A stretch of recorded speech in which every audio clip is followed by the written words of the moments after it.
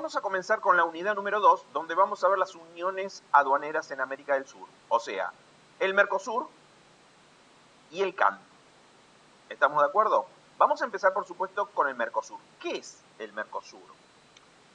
Esto tiene que remontarse, los antecedentes del Mercosur, que es Mercado Común del Sur, a la declaración de Foz de Iguazú, también llamada Acta de Foz de Iguazú, que fue un acuerdo de integración firmado en 1985 en la ciudad brasileña de Foz de Iguazú por el presidente argentino en ese momento, Raúl Alfonsín, y su par brasileño, José Sarney, que sentó las bases para que 6 años después se creara el Mercosur o Mercado Común del Sur. ¿Quiénes eran los que integraban este Mercado Común del Sur? La República Argentina, Brasil, Paraguay y Uruguay. El 26 de marzo de 1991 se firmó en Asunción el tratado que dio origen al Mercosur y se estableció que antes del 31 de diciembre de 1994 se iba a poner en vigencia. O sea, a partir del 1 de enero de 1995 ya se iba a establecer el mecanismo ya listo y funcionando de lo que era el Mercosur, donde se establecían preferencias arancelarias, donde también se empezaba a funcionar un arancel externo común a todo el grupo, con ciertas excepciones que por supuesto vamos a verla ahora con más detalle. En 1994, los socios aprobaron en Europreto, Brasil, un protocolo adicional al Tratado de Asunción, por el que establecieron todo lo que es la estructura institucional del bloque y la adaptaron sobre todo de personalidad jurídica internacional que hoy nos representa, donde todos juntos estamos representados por el Mercosur. El bloque comenzó a adoptar el arancel externo común, como habíamos dicho, a partir del 1 de enero de 1995, pero hoy se considera que el Mercosur no es un mercado común, de acuerdo a la definición que nosotros hemos dado anteriormente.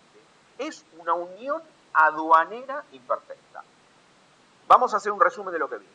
Primero, ¿es una zona de libre comercio? Sí, es una zona de libre comercio porque los productos circulan sin pagar impuestos aduaneros entre los 4 países. No está hecha la liberación en forma plena porque faltan incorporar los sectores azucareros y automotriz, pero podemos decir que está funcionando muy bien. Y por supuesto siempre, según la situación económica del país, rigen algunas trabas a esta zona de libre comercio. Por ejemplo, la que produjo durante todo el año 2011 la Argentina estableciendo licencias de importación, tanto automática y no automática, poniendo trabas para que el comercio no sea tan asiduo y generando determinadas dificultades que hizo que para determinados productos no sea tan sencilla el intercambio liberado entre los países integrantes. Pero estas licencias están aceptadas por la Organización Mundial de Comercio, según cómo se apliquen. A veces cuando se exceden en las aplicaciones o no se reglamentan o no se aplican como están establecidas, generan trabas y controversias entre los países que después discuten y tratan de buscar algún tipo de solución. Por lo tanto, podemos decir que es una zona de libre comercio. Avancemos con el grado de integración. ¿Es una unión aduanera? Es una unión aduanera porque los 4 socios decidieron que lo mejor era abrir o cerrar puertas al mismo tiempo a las importaciones del resto del mundo, como a través de un arancel externo común. Pero la unión aduanera no es perfecta. Ahí está, por eso se llama o se dice que el Mercosur es una unión aduanera imperfecta. ¿Por qué? Porque hay listas de excepción al arancel externo común para un grupo de productos específicos, ¿sí? Y que por supuesto da libertad en el uso de esas excepciones. Se van modificando cada 6 meses de acuerdo a los productos que uno quiere proteger, de acuerdo a la situación económica mundial. Fíjense, el promedio del arancel externo común está entre el 12 y el 14%. Va entre 0 y 20%. Fíjense que a fines del 2011, Argentina y Brasil, sobre todo, se pusieron de acuerdo. Después también estuvieron de acuerdo Uruguay y Paraguay para elevar en determinados productos ese arancel externo al 35%. ¿Por qué? Porque la situación a fines del 2011 en el mundo hizo que, por ejemplo, Europa esté en una crisis terrible y una recesión terrible, Estados Unidos igual. Para evitar la invasión de productos fuera de lo que es el Mercosur, se pusieron de acuerdo y han elevado el arancel externo común un 35%, que es un porcentaje altísimo. Fíjense que acá hay un concepto muy interesante a tener en cuenta y empezamos ya a entender lo que es el Mercosur. El Mercosur no es una estructura estática con intereses preestablecidos, que es la liberación del comercio, sino es un proceso dinámico en términos de interacción entre sus miembros y teniendo en cuenta momentos históricos particulares y acumulativos en términos de aprendizaje. Vamos aprendiendo y vamos mejorando, permitiendo la posibilidad de cambios tanto en su estructura como en sus intereses. Y lo demuestra el caso de, por ejemplo, la decisión que ha tomado el Consejo de Mercosur de subir el arancel externo al 35% para determinada cantidad de productos. También se lo ve cómo van cada 6 meses cambiando la lista de excepciones al arancel externo común. O cómo a veces se toman determinadas normas para proteger empresas de cada país, obstaculizando un poco la liberación del comercio, aún entre los integrantes. ¿Por qué? Porque no es una estructura fija, es flexible. Esto es muy importante que usted lo tenga en cuenta. Por eso van modificando ciertas reglas de juego y usted la tiene que entender. Aún así, con todas las imperfecciones, el Mercosur realmente ha rendido sus frutos. Y es así que el Mercosur absorbe aproximadamente más del 30% de las exportaciones de la Argentina, más del 50% de las exportaciones de Paraguay y Uruguay, y alrededor del 17% de las brasileñas. Aunque son las brasileras las de menor porcentaje, son muy importantes porque generalmente son las de mayor valor agregado. Por lo tanto, para todo sirve, es muy importante y realmente yo creo que aún con todas las cosas que lo vamos a ver en el próximo video que hay que mejorar, ha traído muchos frutos, tanto en el aumento comercial dentro de los países del acuerdo, como también la posibilidad de comercializar fuera de lo que es el bloque.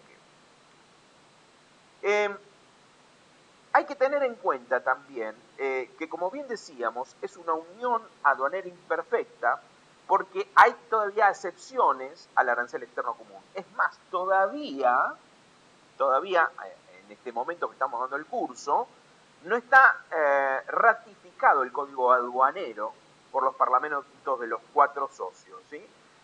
Ya está cerca, pero todavía ni siquiera tenemos aprobado el código aduanero en los parlamentos de los 4 socios, como para empezar a trabajar en forma intensa para la unificación de criterios del arancel externo común. El perfeccionamiento de la unión aduanera también requiere la eliminación de otro problema muy grave, que es el doble cobro del arancel externo común. Ejemplo, producto de China, entra a Paraguay, se le cobrará el arancel externo común. Ese producto chino pasa a la Argentina, Argentina también le cobra el arancel externo común. Esto es uno de los grandes problemas que hay en la actualidad y durante el transcurso del año 2012 va a empezar a aplicarse en forma gradual la eliminación de ese doble cobro, calculando que en un par de años después del 2012 ya vamos a tener ese tema ya 100% solucionado. Y también se estableció a fines del 2011 eliminar para el 2019 las excepciones que cada país tiene al arancel externo común, donde va a dejar de ser una unión aduanera imperfecta para poder avanzar. Con respecto a lo que significa un mercado común, donde se coordinan políticas macro y microeconómicas, la tendencia es que va avanzando el Mercosur con ese tema, ¿sí?